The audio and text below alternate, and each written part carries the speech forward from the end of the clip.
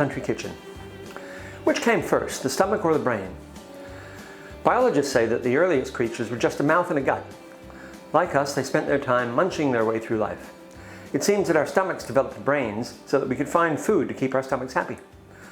Biologists say that the brain and stomach are so interrelated that they should be considered as one organ. So our brain is there just to keep our stomachs happy. A happy digestive system is filled with billions of bacteria that break down our food so that we can digest the nutrients. The importance of maintaining a healthy balance of bacteria in your digestive system is paramount. You don't want your stomach getting angry at you. So today, we're going to make something that should be in every kitchen and every diet: sauerkraut. Sauerkraut, German for sour herb, is finely cut raw cabbage that has been fermented by lactic acid bacteria. It has a distinctive sour flavor made when the bacteria ferment the sugars in the cabbage leaves. Cabbage, Brassica oleracea, has been cultivated for thousands of years. The wild plant originally from Western and Mediterranean Europe, where it grows on rocky headlands. Before frozen food and refrigeration, sauerkraut was a great source of nutrients and healthy gut flora, and our diets became poorer when it became less common. It's a good source of vitamin C and K. The fermentation process increases the bioavailability of nutrients, making sauerkraut even more nutritious than the original cabbage. It's low in calories, high in calcium, and uncooked sauerkraut contains live lactobacilli. It's rich in enzymes and improves digestion and promotes the growth of healthy gut flora, protecting us against many diseases. Captain Cook, the first European to see Sydney Harbour, where I am today, had sauerkraut on his voyages to prevent scurvy. But most importantly of all, sauerkraut is delicious. It's excellent on any sandwich, as a condiment, side dish, or as a main part of many traditional European dishes. These two beautiful cabbages are both Brassica oleracea, one green and one red. The species Brassica oleracea includes many common foods: cabbage, broccoli, cauliflower, kale, Brussels sprouts, collard greens, kohlrabi, and others. So, how do you make sauerkraut? Very simple, as are all the recipes in Uncle Sean's country kitchen. To make sauerkraut, you need a few things. Now, first of all, you need cabbage. The other ingredients, though, are pretty simple. Just some salt. This is just cooking salt. Some people put in carrots. You can shred up carrots, put them in too, or possibly other vegetables. Some people put in, a classic dish is to put in caraway seeds. I like cumin, so I'm going to ground up some cumin and put that in. You can also put in coriander or other flavors, but in a way it's all kind of embellishing, it's all gilding the lily, because what really does taste really nice is just a cabbage. So today we're going to make it with red cabbage and green cabbage. The red cabbage makes it sweeter, so it's nice to put some red cabbage in. So I'm going to put layers of green and red cabbage, and it'll make a nice red colored sauerkraut in the end. So the other thing we need is a container to put the sauerkraut in. Now you can buy German-made or Swiss-made or other-made, stone jars and fancy stone jars that you put the sauerkraut in. And you can also buy shredders that specifically shred up the cabbage to make it simpler. And if you're going to do it regularly, it's certainly a good idea. But for me, I don't bother with that. I just got a food-grade container from a catering shop. And then I use a trusty knife to chop up my cabbage. So here we are. Let's get into it. So I'm going to chop off the main outer leaves of the cabbage.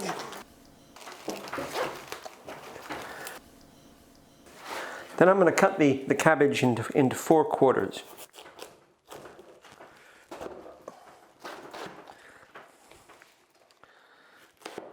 Cabbages really are a magnificent vegetable when you look at it. I mean, look at this, how complicated it is. This is all taken from a very simple plant. Which is just 4 leaves. The wild cabbage is just 4 leaves growing really quite flat on a rocky outcrop.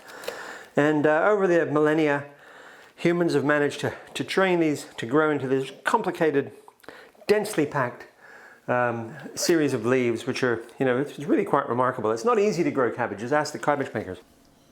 This cabbage weighs about 4 kilos, so it's a wonderful thing. Okay, then cut out the hard core in the middle. And now I'm going to slice up into finely cut pieces the cabbage, just doing it 2 ways. I'm going to cut one way first, just like this.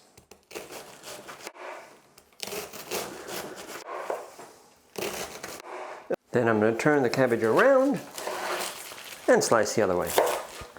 Now, you can cut it as fine or as thick as you like. Some people like it very thin, fine, and other people like it very coarse. So for me, I don't fuss. Sometimes the pieces are thick and sometimes they're very thin. Each batch of sauerkraut is a bit different, and I like that variety. Then, when you've cut it up, you simply put it into your container. So I'm going to put in about half of what I cut up, and then I'm going to put in some salt. So for each quarter of the cabbage, I put in a tablespoon of salt, a generous tablespoon of just table salt. So as I put in here, I'll just put in the first half of that. And then my cumin. I'll grind up my cumin and sprinkle in some cumin. And I'll put in the rest of the cabbage that I've cut.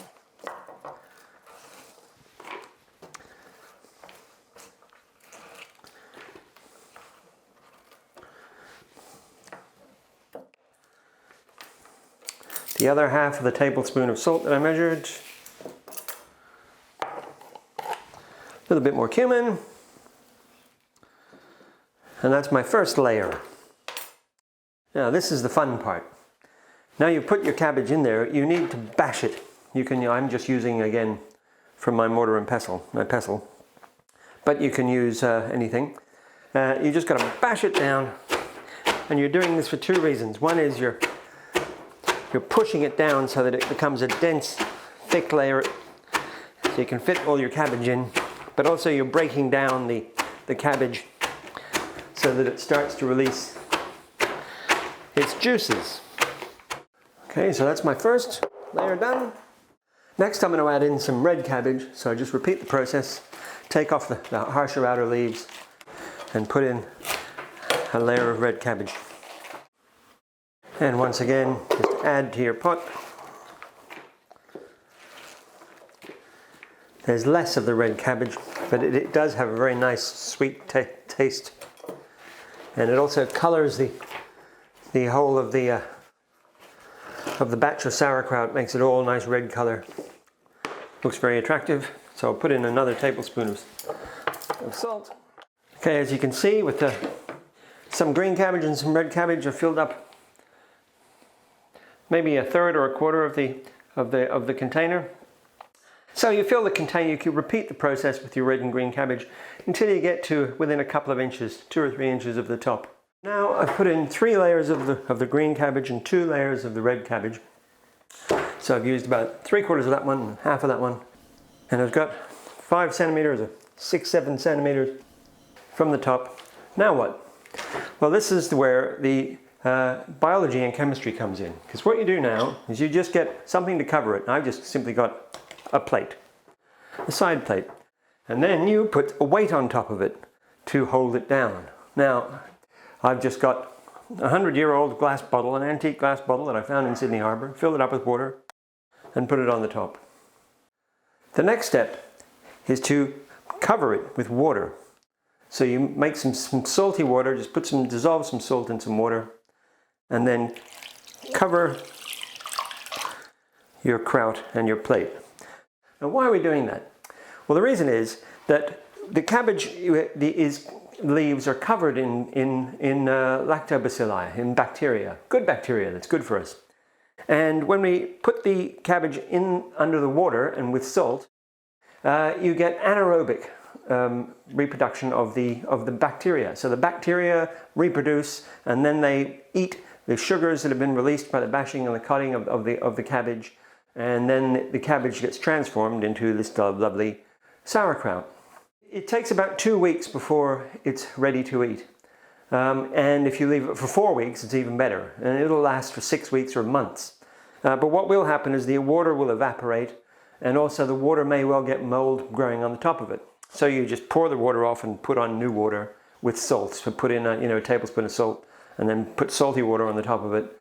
And then after 2 weeks, it will be fine. And then all you do is you take your bottle off, take the plate out, and get a jar like this, put some of your sauerkraut in it, and put it in the fridge, and it'll keep in the fridge for 1-2 weeks or so. And you can have your delicious sauerkraut every day with lunch.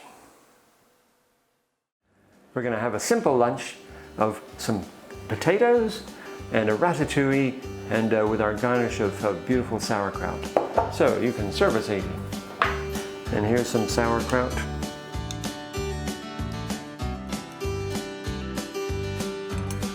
And for you,